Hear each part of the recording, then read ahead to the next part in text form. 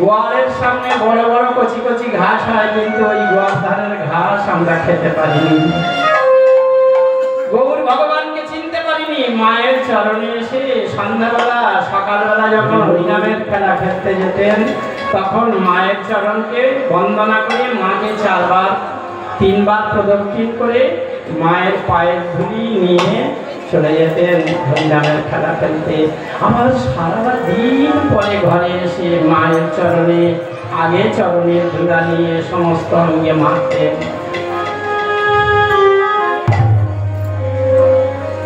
আজকের সমাজের ছেলেরা কি করে? মা বাবাকে কবার প্রণাম করে?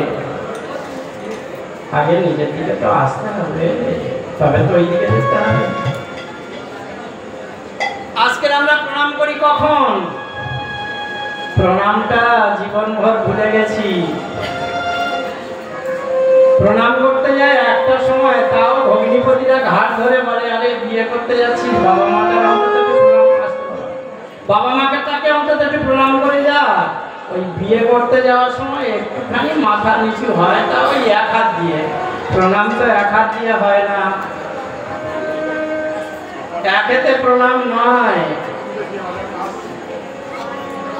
বিশ্বদেব যার কথা বলছিলাম, যিনি সমুদ্র মন্থনের অমৃতও পাননি, অমৃত খাননি, কিন্তু তিনি নিজে অমর ছিলেন। স্বয়ং বিষ্ণু যদি সুদর্শন চক্র দিয়ে বিশ্বদেবের গলা কেটে দিতেন, তবুও মারার ক্ষমতা ছিল না, কারণ তার আশীর্বাদটা ছিল ইচ্ছা।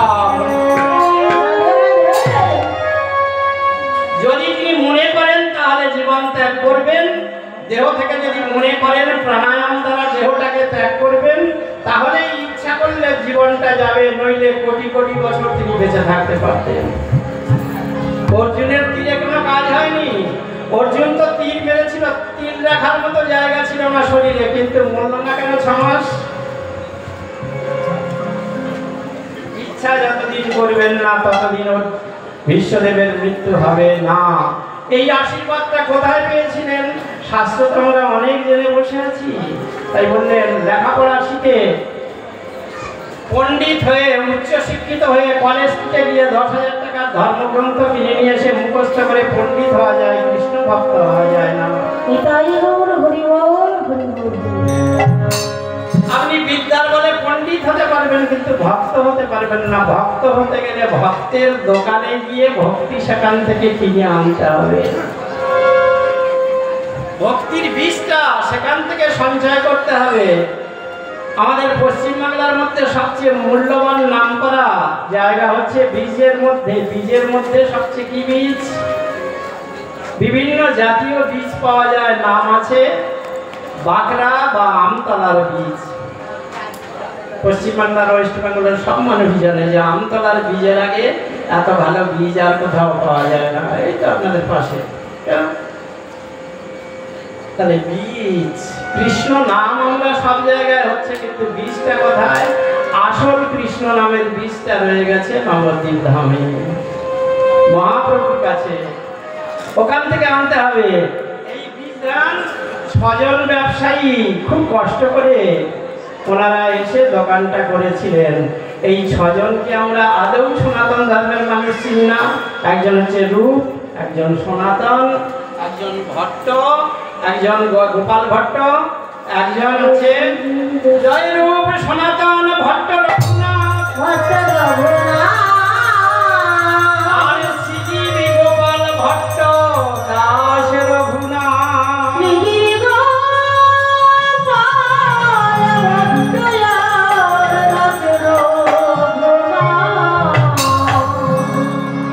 কত যতন করে এনেছিল,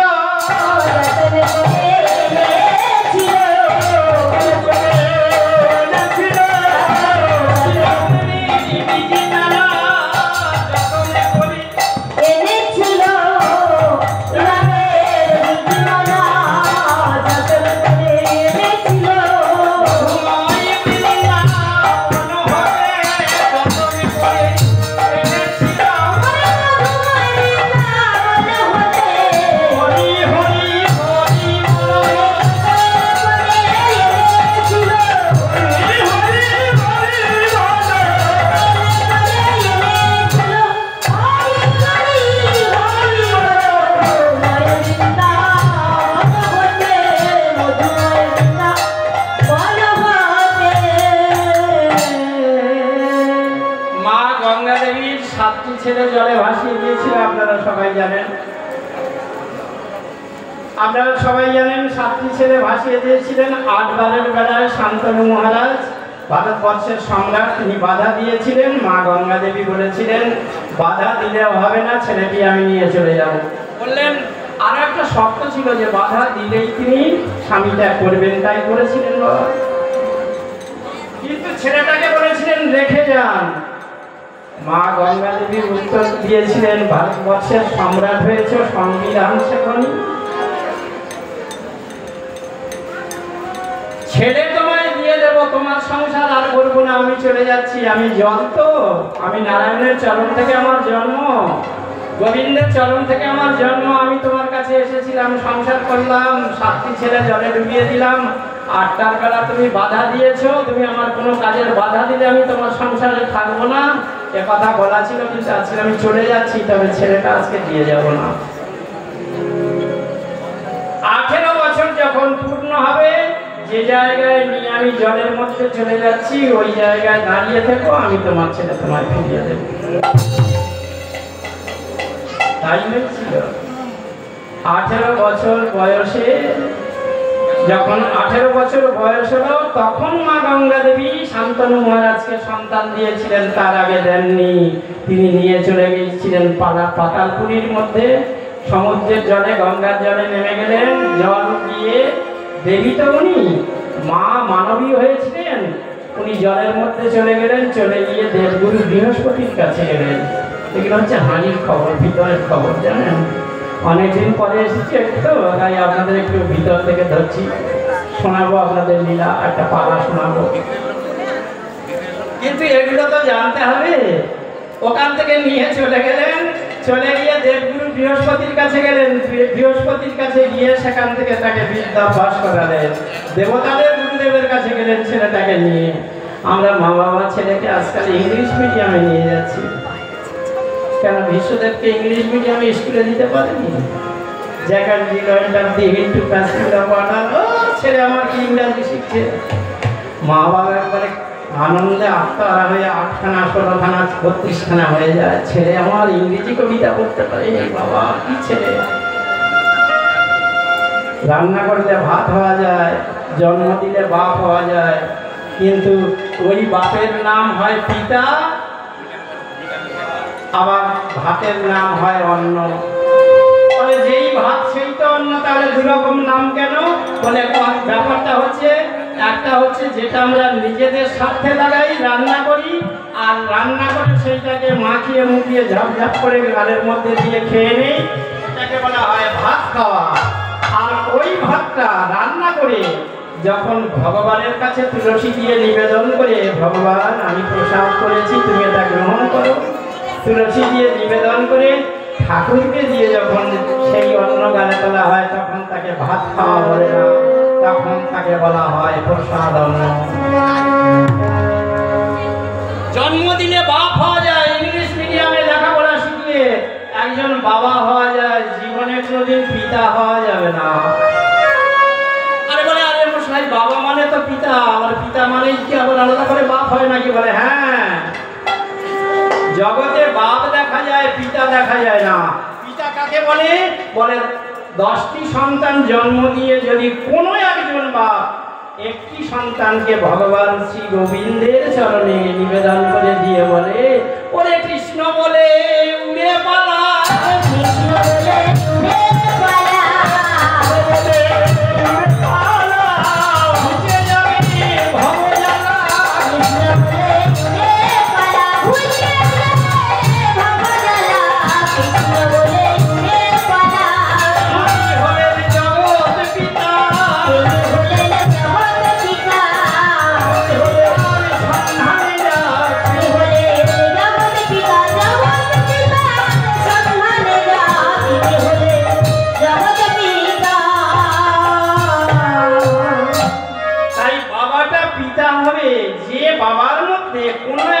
বাবার ছেলে ভগবানের চরণের দাস হবেন। ইস্কনে গিয়ে দেখবেন হাজার হাজার ছেলে, তারাও তো বাবার ছেলে, কিন্তু তাদের হাতে হরিনামের মালা জপমালা করে নিত্যং শিখা গ্রন্থি সমন্বিতং বিষ্ণু ভক্ত জনসহিত সরলক্ষণ উদার। আমরা বললে দেখা হলে বলি কেমন আছিস, সারারা বলবেন হরে কৃষ্ণ। এই না পিতার সন্তান। আর আমরা টাকা রোজগার করার সন্তান হয়ে আছি, বাবা সেজে আছি। শান্তনু মহারাজকে দিয়ে দিলেন, গঙ্গা দেবী দিয়ে দিলেন, এই নাও তোমার ছেলে নাও। ছেলে যখন 18 বছর থেকে 22 বছর হলো, একদিন ভারতবর্ষের সমস্ত রাজাদের ডেকে নিয়ে বললেন, গঙ্গা দেবীর অষ্টম গর্ভের সন্তান আমার পুত্র দেবব্রত হবে ভারতবর্ষের ভাবী সম্রাট। ঘোষণা হয়ে গেল সমস্ত ভারতবর্ষের বুকে যে মা গঙ্গার ছেলে বিশ্ব সম্রাট হবে। মা আমি কাজ নিয়ে থাকবো। মা গঙ্গা দেবী বললেন, তোর বাবাই আজ থেকে তোর মা, আবার তিনি বাবা। পিতাকেই সেবা করলে দেখবি ভগবানের চেয়ে অনেক উপরে স্থান পাওয়া যাবে। পিতা সর্বপিতা ভাবে। যেখান থেকে তুই আমার গর্ভে এসেছিলিস সেই ভগবানের চেয়ে শ্রেষ্ঠ স্থান। আমি তো চলে গেছি, তোর পিতার কাছে আর কেউ নেই। ভারতবর্ষের সম্রাট আজকের বড় অসহায়, প্রত্যেক দিন গঙ্গার ঘাটে যায়। বিশ্বদেব ওই মায়ের কথাটাকে গুরুবাক্য করে নিয়ে, মা হচ্ছে জগতের আদর্শ, সন্তানকে মাত্র সুপ্রতিষ্ঠিত করতে পারে মা। প্রত্যেক দিন বিশ্বদেবের কর্ম, তার লীলা আমরা অনেক জানি, তার কাহিনী আমরা অনেক জানি, কিন্তু তার কর্ম আমরা কজন জানি। নিজে হাতে পিতার জন্য পারস নিয়ে আসতেন, খাওয়ার সামগ্রী সাজিয়ে সাজিয়ে থালায় থালায় সাজিয়ে, থালার উপরে সুন্দর করে সাজিয়ে পিতার কাছে এনে ধরে দিতেন। মা যেমন ধরে দেয়, দেবব্রত ধরে দিতেন, পিতা সেবা করতেন। শান্তনু মহারাজ যখন অন্ন খেতে বসতেন, নিজের হাতে বাতাস করতেন। এটাই বলা হয় সন্তান।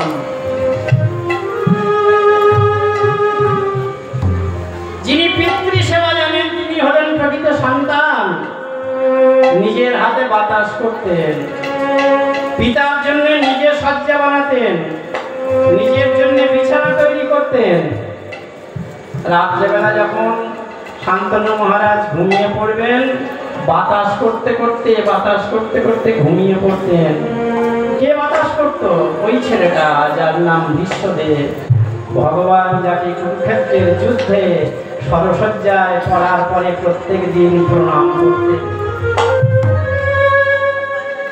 স্বয়ং ভগবান যার চরণ বন্দনা করতেন, যাকে প্রণাম করতে আসতেন, এই হলেন একমাত্র শ্রেষ্ঠ ভজনশীল মহাত্মা। তিনি হলেন দেবব্রত ভীষ্ম। রাত্রিবেলা রাতের পর রাত সারা রাত জেগে চলে যায়। ভোরবেলা শান্তনু মহারাজ ঘুম থেকে উঠে বলে, দেবব্রত তুই ঘুমাবি না? তুই একটা যুবক ছেলে, তুই একটু ঘুমাবি না? বাবার চরণ সেবা করতেন, পা টিপে টিপে দিতেন, গা টিপে দিতেন, মাথা টিপে দিতেন। যতক্ষণ না বাবা নিদ্রা যাবেন ততক্ষণ, শান্তনু মহারাজ না নিদ্রা যাবেন ততক্ষণ তিনি ঘুমাবেন। আমাদের সনাতন ধর্মের ইতিহাস। ততক্ষণ তিনি নিদ্রা যাবেন না। বিশ্বদেব বাবার মাথায় হাত বুলিয়ে দিয়ে বললেন, পিতা আমি জীবনে অনেক সময় পাবো, ঘুমাবো, কিন্তু তোমায় সেবা করার মতো সৌভাগ্য জীবনে বোধহয় আর পাবো না। জীবনে বোধহয় আর পাবো না।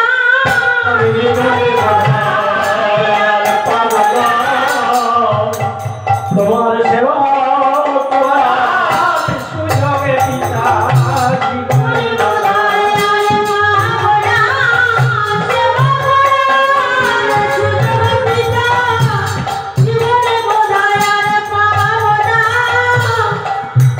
আমায় বঞ্চিত করো।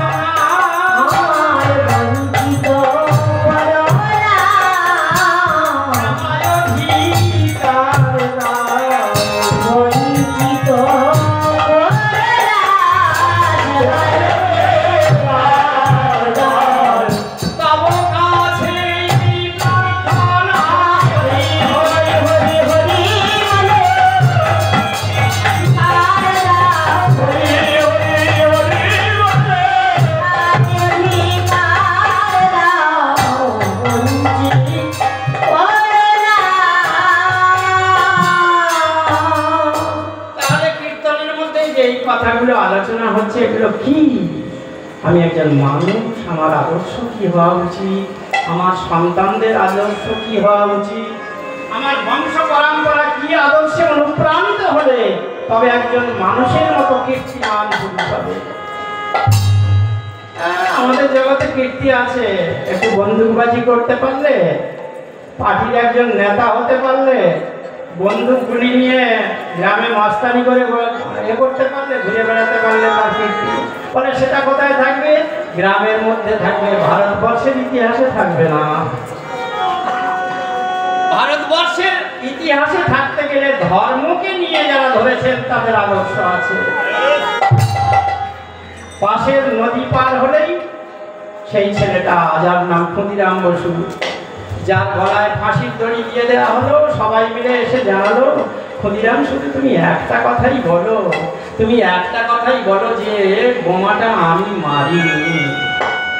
এই কথাটা বললে এইটুকু ছেলে তোমার জীবনটা চলে যাবে না। ক্ষুদিরাম হাসতে হাসতে বললেন, আমি যদি মিথ্যা কথা বলি, জগতে যারা দেশ বিপ্লবের জন্য আসে সকলেই তো মিথ্যাবাদী হবে। মিথ্যাটা তিনি বলেননি। কেন না, তিনি প্রতিদিন যখন থেকে জ্ঞান হয়েছে মায়ের কাছ থেকে গীতাটা নিয়েছিলেন। এই আদর্শ আমরা জানবো না, এই ধর্ম আমরা জানবো না, মানবিক ধর্ম। গীতাটা হাতে নিয়ে গীতা অধ্যয়ন করতেন। তিনি জানতে পেরেছিলেন জগতের কোনো মানুষ, এই যে কোটি কোটি মানুষ আমাদের আছে, কেউ একজন পায়ে হেঁটে যেতে পারেনি স্বর্গে। একজন গিয়েছিলেন পঞ্চপাণ্ডবের মধ্যে যুধিষ্ঠির মহারাজ। বাবা যুধিষ্ঠির মহারাজ কি কাজ করেছিলেন যে তিনি স্বর্গে গিয়েছিলেন পায়ে হেঁটে? কারণ জীবনে তিনি সমস্ত কর্ম করেছেন, একটাই কর্ম করেননি, জীবনে এই জিহ্বা থেকে মিথ্যা কথাটা উচ্চারণ করেন।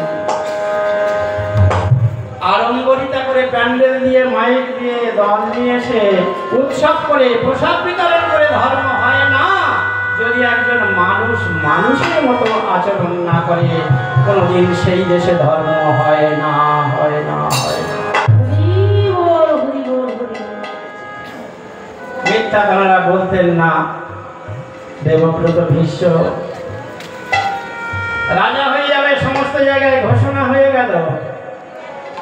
যখন পিতার সেবা করতেন, দেখতেন শান্তনু মহারাজ যেন কি একটা বিষাদে ডুবে আছে, চিন্তায় ডুবে আছে।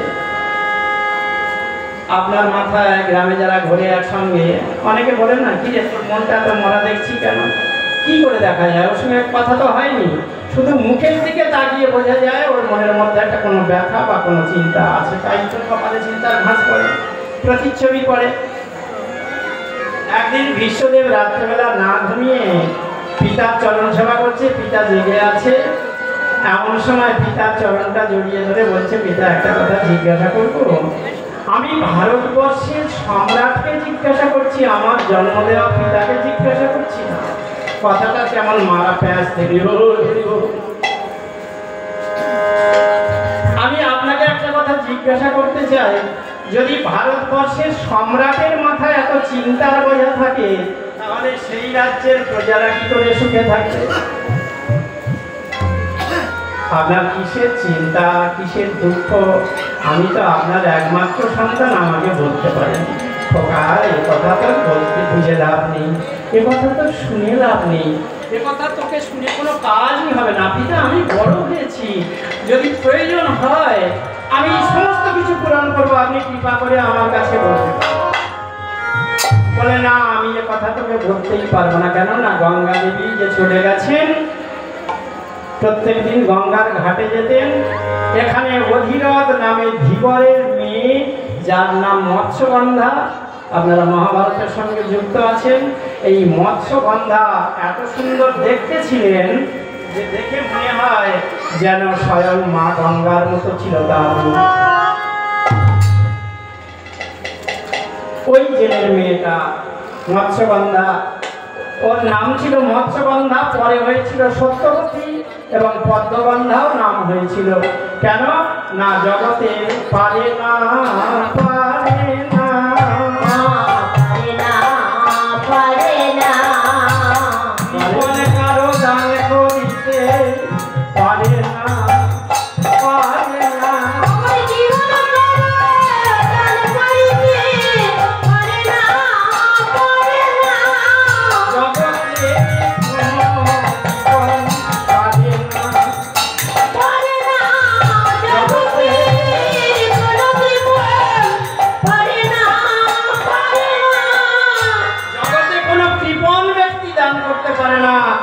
একমাত্র সাধুরা যা দান করতে পারে সে জগতে কারো পারার ক্ষমতা নেই।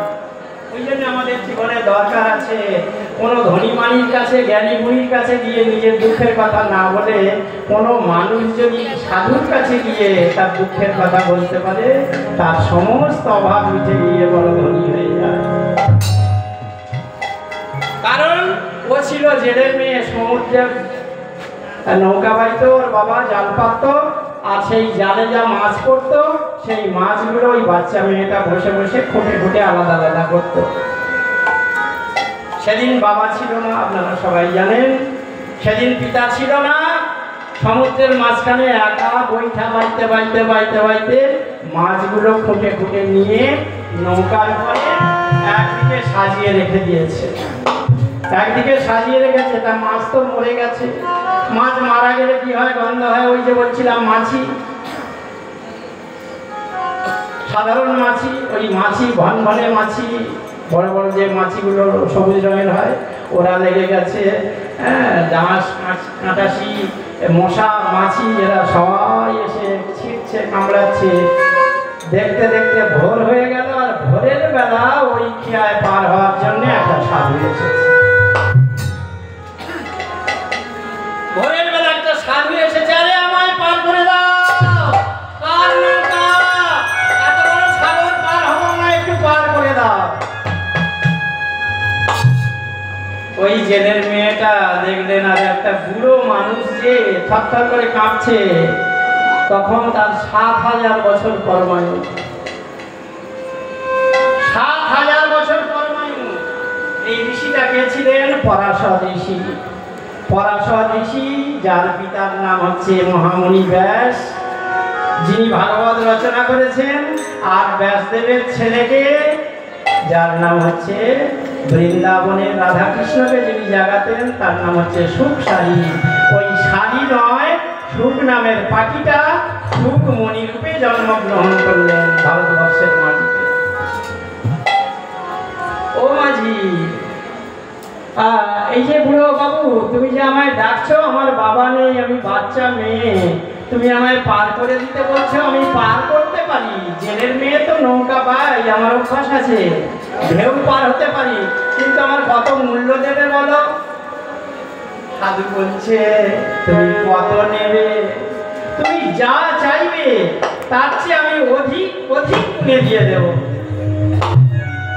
বলে, তোমার কাছে তো একটা ছেঁড়া ঝোলা আর একটা কিছু খাওয়ার জন্য একটা নারিকেলের মালা, তুমি আমায় কি দেবে?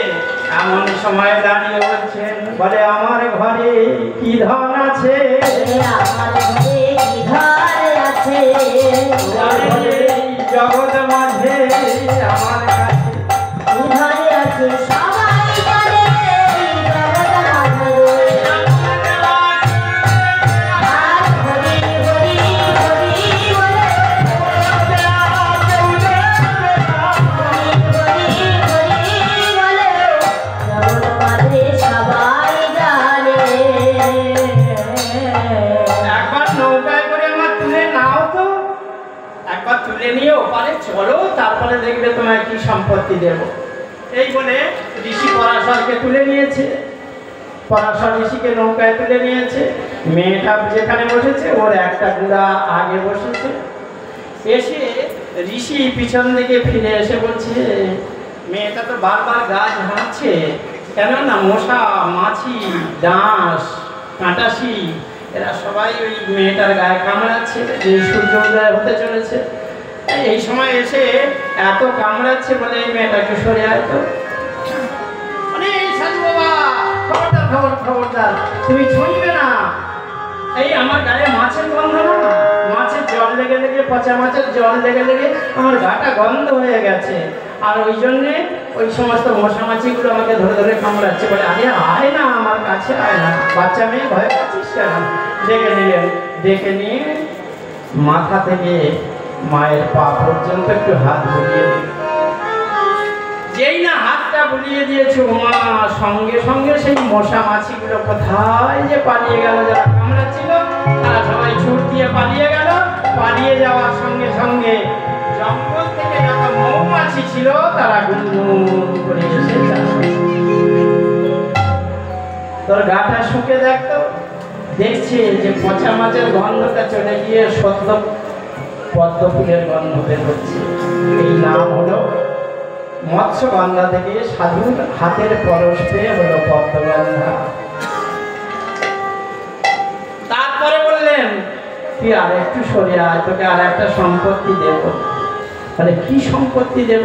বললেন এরপরে আসছে কলিযুগ, এই কলিযুগে দেওয়ার মতো কারোর ক্ষমতা নেই, একমাত্র তুই দিতে পারবি। যেহেতু তুই আমায় পার করে দিলি, তুই আমায় পার করেছিস, এমন তোকে আজকের এমন একটা সম্পদ দেব যে জগৎবাসী পার হবে। জগৎবাসী